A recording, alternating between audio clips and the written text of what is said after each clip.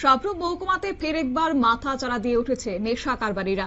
Brown sugar থেকে শুরু করে বিভিন্ন নেশা সামগ্রীর সঙ্গে জড়িত হচ্ছে বিশেষ করে যুব সমাজ।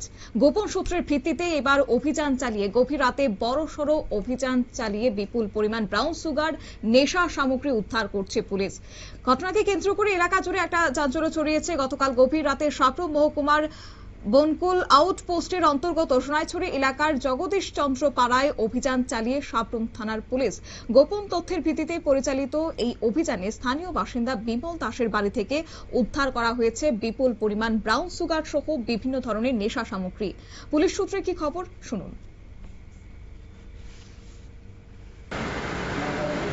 নেশামুক্ত ত্রিপুরা অঙ্গ হিসেবে আমাদের ডিস্ট্রিক্ট এসপি সাহেবের নির্দেশে আমাদের সাবরুম মহকুমা পুলিশ আধিকারিকের বিন্যাসের মাধ্যমে কালকে আমরা একটা গোপন তথ্যের ভিত্তিতে সোনাইছড়ি জগদীশ চন্দ্র পাড়াতে বিমল দাসের বাড়িতে আমরা একটা রেড করি এবং রেডে তার ঘর থেকে আমরা 55 প্লাস্টিক কন্টেনারে সাসপেক্টেড হিরোইন ব্রাউন সুগার বলি পাই এবং 208টা খালি প্লাস্টিক কন্টেনার পেয়েছি এবং তার ঘর থেকে কিছু সিডিএস আইটেমস 20 লিটার ডিজেল এবং 65 থেকে পেট্রোল আমরা পেয়েছি এবং এগুলো আমরা সিজ করেছি এবং স্পেসিফিক কেসে বানিয়েছি এনডিপিএস এবং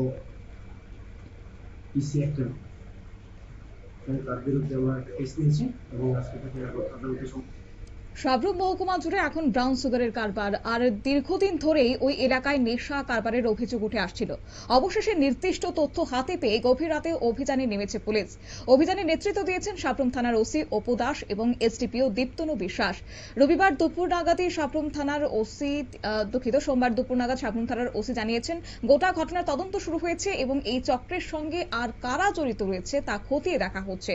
তবে বলাই বাহুল্য যে সীমান্তবর্তী এলাকায় ব্রাউন সুগারের বারবারন্ত নিয়ে নতুন করে উদ্বেগ তৈরি হয়েছে স্থানীয়দের মধ্যে।